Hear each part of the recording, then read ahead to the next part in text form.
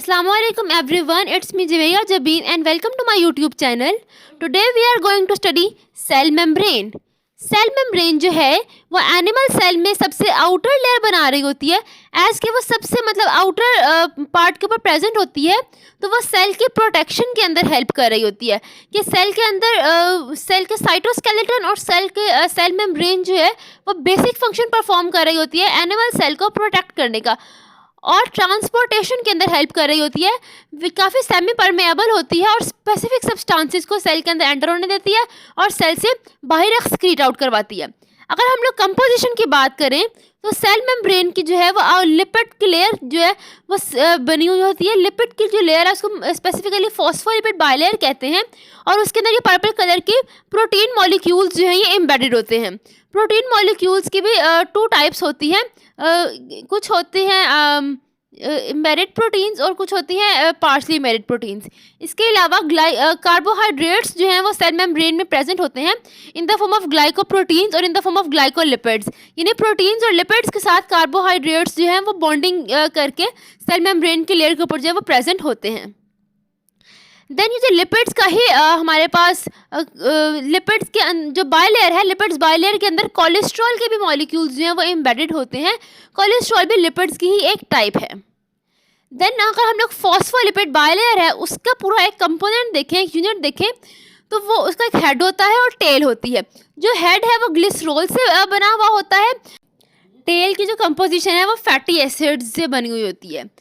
अब जो हमारे पास फॉस्फोलिपिड बायलेयर है उसमें जो टेल है वो अंदर वाली साइड के ऊपर जो है वो प्रेजेंट होती है और जो हेड है वो बाहर वाली साइड के ऊपर जो है वो प्रेजेंट होता है।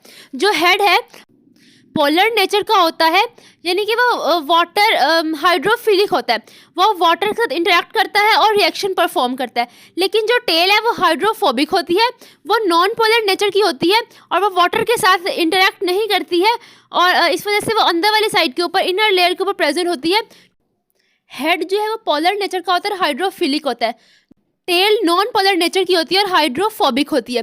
ये पिक्चर के अंदर जो हाइड्रोफिलिक टेल लिखा हुआ है ये मतलब बाय मिस्टेक लिखा गया, हाइड्रोफोबिक टेल होती है। देन हम लोग डिस्कस करते हैं कि जो फॉस्फोलिपिड बायलेयर के अंदर प्रोटीन मॉलिक्यूल्स एम्बेडेड हैं वो दो तरह की होती हैं, पेरिफेरल प्रोटीन्स और इंटीग्रल प्रोटीन्स। इंटीग्रल प्रोटीन्स वो होती हैं कि जो दोनों फॉस्फोलिपिड बायलेयर के अंदर जो है ना वो प्रेजेंट होती है, और जो पेरिफेरल है वो मतलब एक लिपिड लेयर के अंदर प्रेजेंट हो और मे बी दूसरे लिपिड लेयर के अंदर प्रेजेंट ना हो। ये जो प्रोटीन है, अब प्रोटीन चैनल्स होते हैं, प्रोटीन मॉलिक्यूल्स जो एम्बेडेड होती हैं, ये ट्रांसपोर्टेशन के अंदर हेल्प कर रही हुई होती हैं।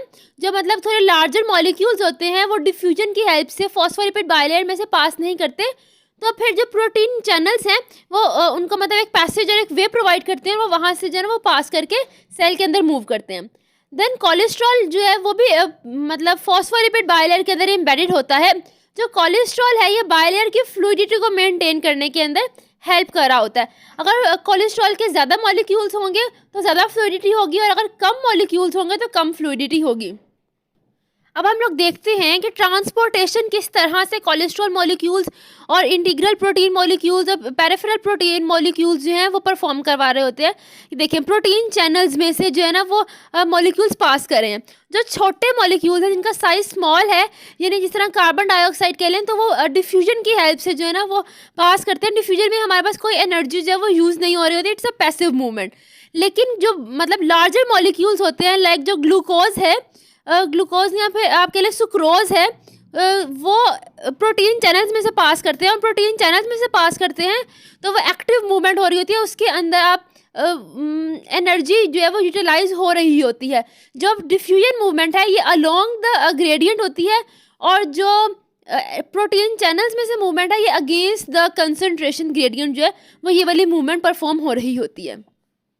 स्मॉल मॉलिक्यूल्स में जिस तरह से ऑक्सीजन आ जाता है, कार्बन डाइऑक्साइड, वाटर, ग्लूकोज, और लार्ज मॉलिक्यूल्स में हमारे पास स्टार्च मॉलिक्यूल्स आ जाते हैं, और कोई भी लाइजोसोमल मतलब एक्सक्रीशन होती है, या फिर कोई एपोप्टोसिस, जिस तरह से एपोप्टोसिस में सेल इनगल्फ कर लेता है, लाइजोसोम जो है वो इनगल्फ कर लेते हैं वेस्ट में ऑर्गेनेली को, और फिर उसको बॉडी से बाहर एक्सक्रीट आउट कर देते हैं।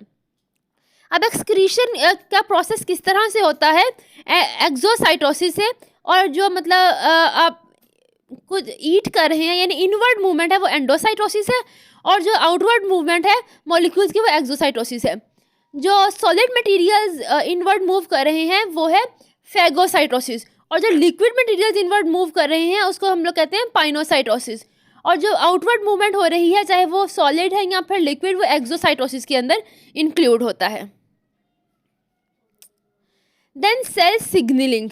सेल सिग्नलिंग या फिर आप कह लें face markers of the cell. जो सेल मेम्ब्रेन है इसके ऊपर जो मॉलिक्यूल्स या फिर रिसेप्टर सेल्स प्रेजेंट होते हैं वो as an identity card act कर रहे होते हैं। यानी सेल मेम्ब्रेन जो है वो एक लाइव स्ट्रक्चर है। जब दो सेल्स आपस में इंटरेक्ट करते हैं, बाइंड करते हैं, या फिर किसी भी तरह की एक्स्ट्रा सेलुलर फ्लूइड के अंदर कोई भी चेंजिंग्स आ रही हैं तो उसको सारे को सेंस जो है वो सेल मेम्ब्रेन ही करती है, क्योंकि वो आउटर लेयर के ऊपर प्रेजेंट होती है ना। तो जो सबसे बाहर लेयर है वो प्रोटेक्शन भी प्रोवाइड कर रही होती है और आइडेंटिफिकेशन और सिग्नलिंग भी कर रही होती है। तो सेलुलर लेवल के ऊपर जो भी सिग्नल्स रिसीव होते हैं या फिर कोई भी रिस्पॉन्स प्रोड्यूस करने के लिए सिग्नल्स ट्रांसमिट होते हैं तो वो सबसे आउटर लेयर यानी सेल मेम्ब्रेन के थ्रू ही ये सारा जो प्रोसेस प्रोसीजर जो है वो प्रोड्यूस होता है या फिर प्रोसीड होता है।